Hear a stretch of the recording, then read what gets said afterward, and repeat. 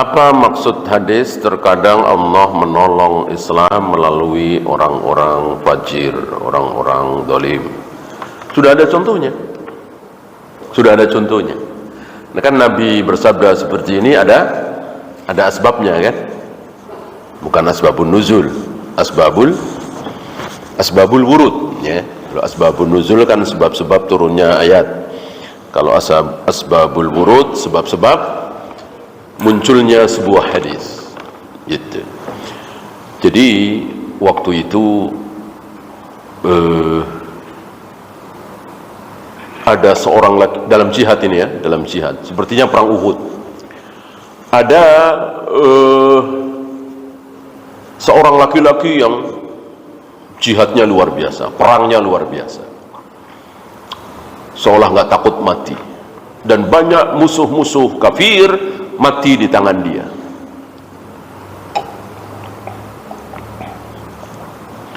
Tiba-tiba Nabi mengatakan dia masuk neraka. Kaget para sahabat ya. Kaget. Maka ada seorang sahabat yang menguntit laki-laki ini. Kenapa sih segitu pemberaninya, hebatnya, perang gak takut mati, oleh Nabi dibilang akan masuk neraka. Betul. Setelah mungkin belasan atau puluhan orang kafir dia bunuh, tiba-tiba dia terkena anak panah di bagian perut. Gak langsung mati kan, kecuali ke dada misalnya ya. Dia kesakitan luar biasa, dia teriak-teriak kesakitan. Ketika teriak-teriak kesakitan itu nggak ada kalimat thayyibah yang keluar dari mulutnya. Ya Allah, subhanallah, la ilaha illallah, astagfirullah, nggak ada ya. Teriak-teriak aja, sumpah serapah. Akhirnya dia tidak tahan menahan rasa sakit itu, dia bunuh diri. Dia tancapkan pedangnya pas di ulu hatinya dan mati ya. Lalu Nabi bersabda ini ya, qad yu'ayyidullahu hadzal dina birajulin fajir. Kadang Allah menguatkan Islam ini dengan orang yang ahli maksiat, orang fajir. Maka sepanjang sejarah sampai hari ini ada orang-orang kafir tapi membela kaum muslimin. Ada satu dua ya, di mana mereka tempatnya tetap di neraka.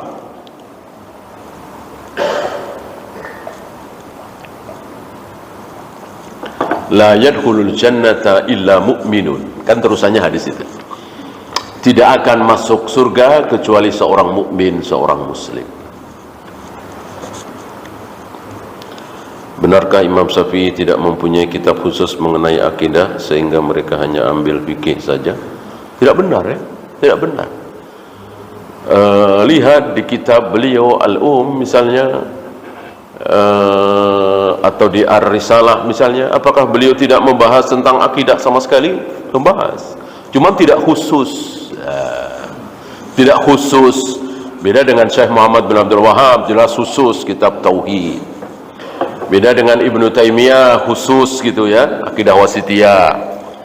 Tentang Imam At-Tahawi, akidah Tahawiyah secara khusus. Adapun beliau tidak secara khusus. Bukan berarti beliau tidak menulis.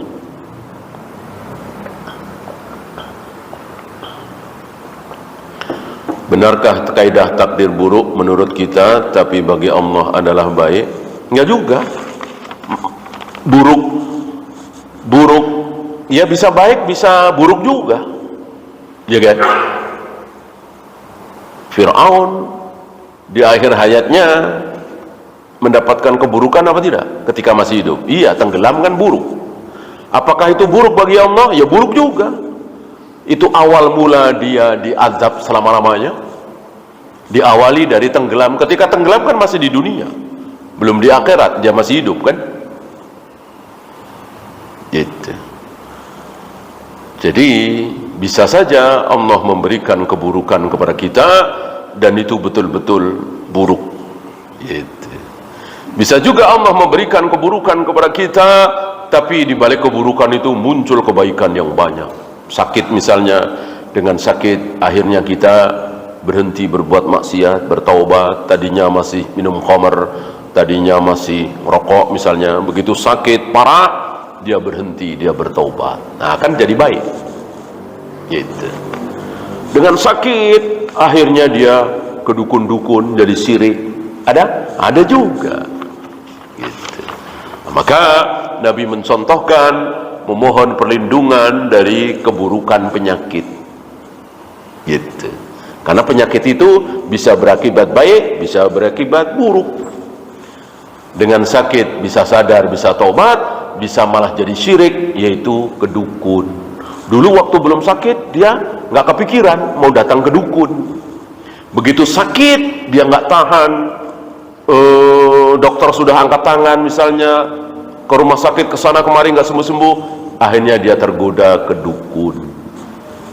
Jadi buruk kan?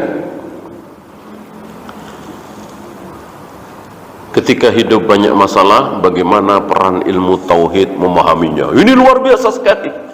Ya, yang menanyakan pentingnya tauhid bagi permasalahan kehidupan berarti dia belum belajar tauhid, belum memahami tauhid sebenarnya, terutama masalah kehendak Allah, takdir Allah.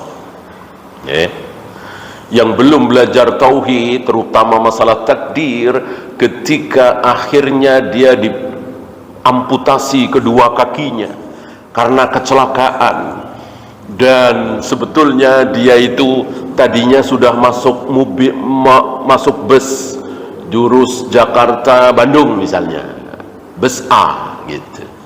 Setelah naik di bus A, dia noleh kiri kanan kok kotor, nggak enak. Dia nengok samping ada bus B, lebih bersih, lebih, dia pindah. Akhirnya di tengah jalan tabrakan yang bus B ini, yang menyebabkan kedua kakinya diamputasi. Coba kalau dia tidak belajar tauhid, kalau dia tidak belajar takdir, nyesel seumur-umur. Coba nggak usah pindah, coba nggak usah pindah. Tapi antum yang belajar tauhid, ya senyum. Ya, seandainya Allah menghendaki kedua kaki saya diamputasi, seandainya saya tetap di bus A, maka yang tabrakan bus apa? Yang kecelakaan bus apa? Bus A, nggak jadi bus B. Emang Allah menghendaki kedua kaki kita diamputasi, ya, menjalani sisa hidup tanpa kaki di usianya yang 50 misalnya. Itu kehendak Allah. Mungkin batal? Nggak mungkin. Mau dia di rumah saja tetap aja diamputasi dengan sebab lain, jatuh misalnya. Nah ini yang belajar tauhid, yang belajar takdir. Coba yang nggak belajar takdir, orang-orang kafir, nyesel seumur-umur, menyesali kenapa mesti pindah, hal yang sepele gitu ya.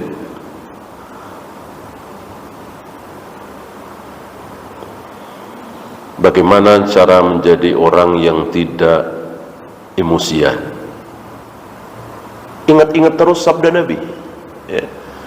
Nabi mengulang-ulang larangan kepada seseorang yang minta nasihat, ausini, mohon berikan wasiat kepadaku ya Rasul. Nabi tahu siapa dia ya, maka Nabi mengatakan la taqdab, la taqdab, la taqdab, la taqdab, la taqdab, la taqdab, paraddada miraran.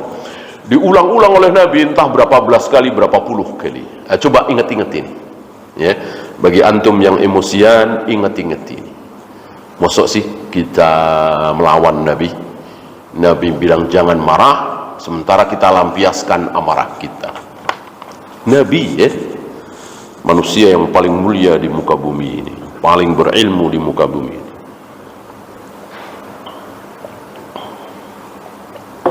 Ketika kita bakhil, apakah itu karena tauhid kita yang belum baik? Ya, sangat mungkin sekali. Sangat-sangat mungkin sekali, bahkan hampir bisa dipastikan. Sebab kalau kita yakin betul dengan tauhid, dengan janji Allah lewat lisan nabinya, ma naqasa malun min shadaqatin misalnya, harta tidak mungkin berkurang gara-gara sedekah. Ya, lalu kita percaya dengan sabda Nabi ini, kita yakin dengan apa yang diucapkan oleh Nabi, enggak mungkin harta berkurang gara-gara sedekah, lalu kita bakhil. Aneh sekali. Yang bakhil berarti dia ragu dengan sabda Nabi. Orang enggak akan berkurang. Orang bakhil itu kan meyakini, tidak mau harta dia berkurang, ya kan? Bakhil. Dia punya uang 1 juta, nggak mungkin berkurang. Walaupun 50.000, 30.000 nggak mau berkurang, maka berat bagi dia untuk sedekah. Padahal dia punya uang 1 juta. Nah, dengan percaya sabda Nabi nggak akan berkurang. Ya. Ngapain takut? Justru akan bertambah, kan?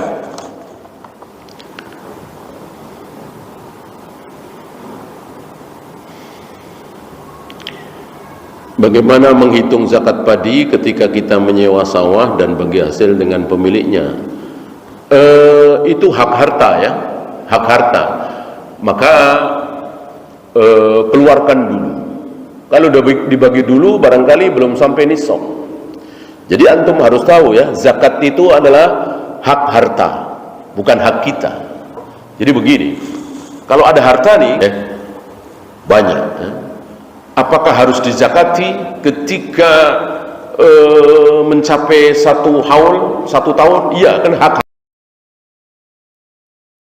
Pokoknya punya siapapun itu harta, kalau di atas nisab harus diambil 2,5%. Itu haknya fakir miskin. Gitu.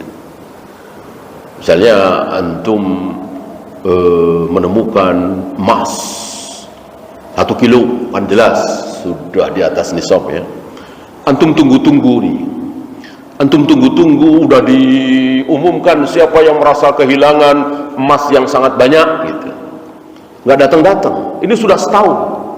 Keluarkan zakatnya apa tidak? Keluarkan zakatnya apa tidak? Iya. Ambil 2,5% dari 1 kilo itu. Gitu, ya. Nanti kalau yang punya datang, ya kasih tahu sudah berkurang 2,5%, kan dizakati. Emas dizakati, gitu, ya. Oleh karena itu antum punya piutang, antum punya hutang, ketika ada uang di situ tuh, ada harta, ada emas, ada perak, maka keluarkan 2,5%. Hak harta.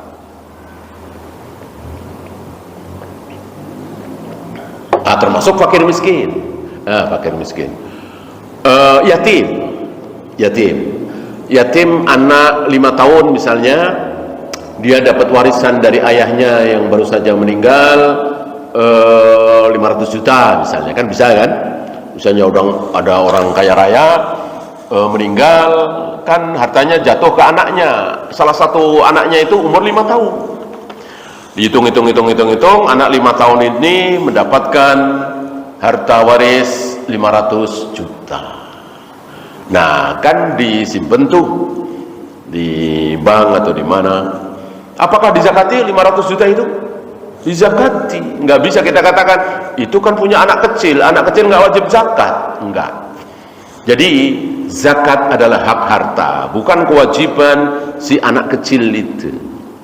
Jadi walinya harus mengambil 2,5% dari 500 juta itu. Kalau sholat dia belum wajib, puasa belum wajib, tapi zakat harus dikeluarkan. Karena sekali lagi hak harta. Apakah membaca Al-Quran secara bergantian tadarus di bulan Ramadan ini sahih? Tidak. Ada 3 macam bid'ah dalam membaca Al-Quran. 1, membaca Al-Quran dengan memaksa orang-orang untuk diam mendengarkan. Ini bid'ah, bukan dapat pahala malah dapat dosa. Misalnya antum sedang di sini nunggu Jumatan pada datang, tiba-tiba saya baca dengan keras, berarti kan antum harus diam mendengarkan bacaan saya. Wa idza quri'al Qur'an fastami'u lahu wa ansitu. Jika Al-Quran dibacakan, diam, dengarkan. Berarti saya maksa antum untuk diam mendengarkan saya. Ini bid'ah, berdosa saya. Termasuk menyetel murotal menjelang maghrib, menjelang subuh, menjelang jumatan. Berarti orang-orang di sekitar masjid ini harus diam semua mendengarkan itu. Tentu berat sekali ya. Nah, kaidahnya ketika Al-Quran sedang dibaca, siapapun harus diam, harus mendengarkan itu. Oleh karena itu silahkan baca Al-Quran di hadapan orang-orang yang siap mendengarkan, seperti di sini ya. Antum di sini kan siap mendengarkan, bukan siap ngobrol, siap ini. Saya bacakan ayat Al-Quran di sini boleh, karena antum siap mendengar. Imam tentu di hadapan para makmum siap mendengar. Gitu. Setelah imam salam sudah nggak boleh lagi baca Al-Quran secara keras. Itu pertama. Yang kedua, yang ditanyakan ini bergantian. Ibu A dari ayat 1 sampai ayat 20, Ibu B dari ayat 21 sampai ayat 40, Ibu C dari ayat 41 sampai ayat 60 misalnya, terus sampai terakhir An-Nas. Nggak ada yang khatam gitu ya kan, nggak ada yang khatam, masa rame-rame khatam gitu. Khatam itu ya sendiri-sendiri, saya baca sendiri, antum baca sendiri, si A baca sendiri sampai khatam. Yang ketiga, membaca secara bersamaan seperti kor, paduan suara. A'udzubillahi minasyaitonirrajim, bismillahirrahmanirrahim. 1, 2, baru. Kecuali anak-anak belajar tentunya boleh. Anak-anak ya teriak-teriak ngafalin ya, dalam rangka belajar boleh. Sebagaimana Rasul mengajarkan zikir berjamaah dengan suara keras, itu litta'li, dalam rangka mengajari, dalam rangka belajar. Di usia 40 tahunan dengan keterbatasan waktu, lebih baik menghabiskan sisa waktu dengan menghafal, menghatamkan Al-Quran atau dengan mempelajari hadis. Belajar tentang akidah tentunya. Belajar hadis ini kan seolah belajar tentang bagaimana mensahihkan, mendoifkan, ya tentu ini harus dari kecil ya. Ini kan para ulama. Belajar akidah, belajar tauhid, mendatangi majelis-majelis yang membahas tentang akidah, tentang tauhid. Kalau ada waktu baca-baca buku tentang tauhid, tentang manhaj, gitu ya. Apakah benar setiap manusia didampingi 3 malaikat dan 1 jin qarin? Saya tidak tahu ya. Setahu saya 1 malaikat qarin, 1 qarin malaikat, 1 qarin jin. Qarinuhu minal malaika wa qarinuhu minal jin. Apa perbedaan makna dari ucapan Ramadan Karim dan Ramadan Mubarak, mana yang sahih? Syahrul Mubarak ya. Karim ini kan nama Allah ya, Al-Karim. Saya tidak tahu tentang hal ini. Al-Karim itu kan nama Allah, Abdul Karim.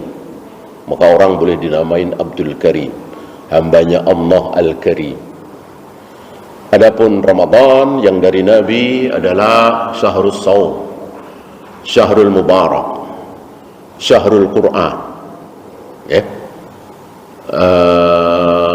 Yang tidak pernah diucapkan oleh Nabi adalah Syahrul Kudus, bulan suci, atau Syahrul Haram, nggak ada, jelas keliru. Maka mengatakan Ramadan itu bulan suci, jelas ini keliru. Suci ini kan bahasa Indonesia, ya kan? Terjemahan dari apa? Kalau kudus kan suci ya, atau az-zakiyah, suci. Ya nggak ada, Nabi nggak pernah Syahrul Kudus, Syahrul Zaki ya. Atau mungkin Syahrul Haram. Tanah haram kan sering diterjemahkan tanah suci ya. Berarti Syahrul Haram bulan suci. Berarti Ramadan bulan haram? Ya jelas salahnya. Bulan haram telah dibatasi oleh Nabi cuman ada 4. Yang 3 berurutan, yang 1 tidak. Dzulqa'dah, Dzulhijjah, Muharram. Satu lagi Rajab. Ini bulan yang tidak boleh berperang, berjihad, mengadakan penyerangan. Adapun diserang boleh melawan. Ya. Apakah bulan Ramadan bulan haram? Jelas tidak. Perang Badar terjadi bulan Ramadan. Banyak peperangan yang dilakukan oleh Rasul dan para sahabat di bulan Ramadan. Karena bulan Ramadan bukan bulan haram. Bulan haram tadi ada 4, Dzulqa'dah, Dzulhijjah, Muharram, Rajab. Kalau suci itu terjemahan dari haram, ya jelas keliru. Gitu. Maka salah satu ucapan keliru mengatakan bulan suci Ramadan. Ya, karena kan tidak boleh kita ngarang-ngarang istilah. Walaupun bahasa Indonesia harus ada Arabnya, harus ada bahasa nabinya, seperti cerai. Saya telah menceraikan istri saya. Ucapan ini benar karena cerai itu terjemahan dari talak. Gitu ya. Atau kawin, terjemahan dari nikah. Walaupun kawin itu kan bahasa Arab juga, kawana yukawinu, takwin, ya kan?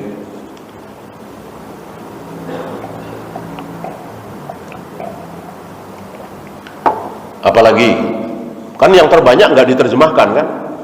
Sholat kan bukan bahasa Indonesia itu. Puasa barangkali ya. Puasa terjemahan dari saum. Boleh. Boleh, memang puasa terjemahan dari saum. Nah, kalau suci terjemahan dari apa? Karena suci ini bukan bahasa Arab. Dari hurufnya saja kan C, ya. Kan nggak ada bahasa Arab C. Huruf C kan nggak ada, suci. Masuk suci, ya. Kan bukan suci. Dan nggak ada itu bulan suci, ya. Dan nggak ada kata-kata suci dalam bahasa Arab, saya nggak tahu artinya apa. Maka suci jelas bahasa Indonesia. Harus ada padanannya di bahasa aslinya, di Al-Quran dan Sunnah. Nggak ada.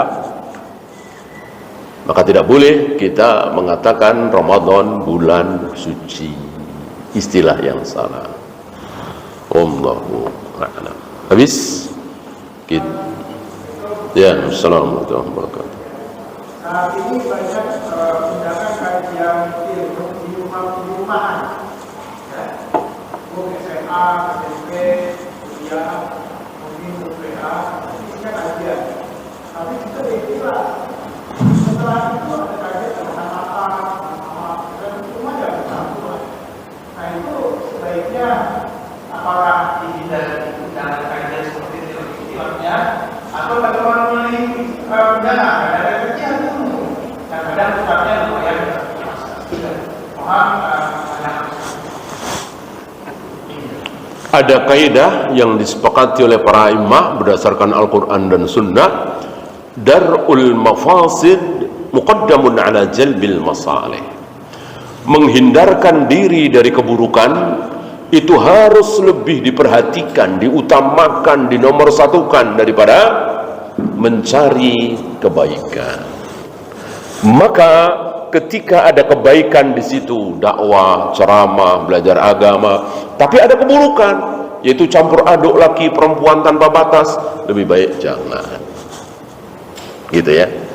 Ada kebaikan di situ, dakwah, tapi berdua-dua, laki dengan perempuan berduaan di dalam mobil, di dalam kamar, tapi isinya dakwah, supaya yang perempuan ini mau pakai jilbab misalnya, nggak boleh. Jadi kebaikan tidak boleh dilakukan kalau di situ ada keburukan, ya, maka lebih baik dihindari. Wallahu a'lam.